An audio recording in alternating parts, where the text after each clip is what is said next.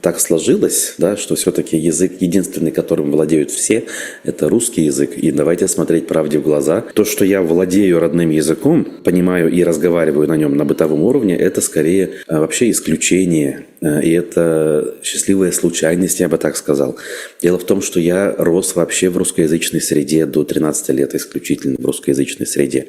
Вот. В школе, можно сказать, у меня не преподавался родной язык. 2,5 года это не в счет. По-моему, 1 час в неделю башкирский язык был. Я, кстати, тогда был доволен тем, что он был, потому что я хоть какие-то основы успел для себя подчеркнуть.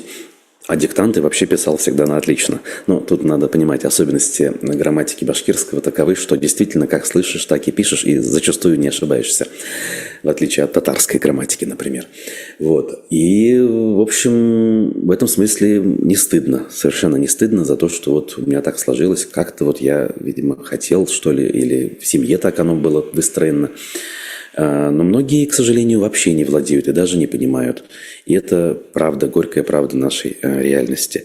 Соответственно, пользуемся тем языком, который на самом-то деле ни в чем не виноват. Язык – это средство общения, скажем так. Нельзя винить язык в чем бы то ни было. Знаете ли, английский стал языковым межнационального общения и во всем мире.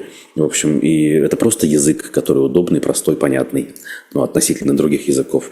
И никто в этом смысле его не ассоциирует с Англией, с ее имперским прошлым и так далее.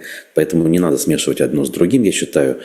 Вот. И, соответственно, говоря о поддержке родных языков, говоря о том, что их нужно сохранять и развивать, мы не должны говорить о том, что нужно при этом забыть язык, на котором говорят, наверное, 400 000 как минимум людей на планете, а если не больше.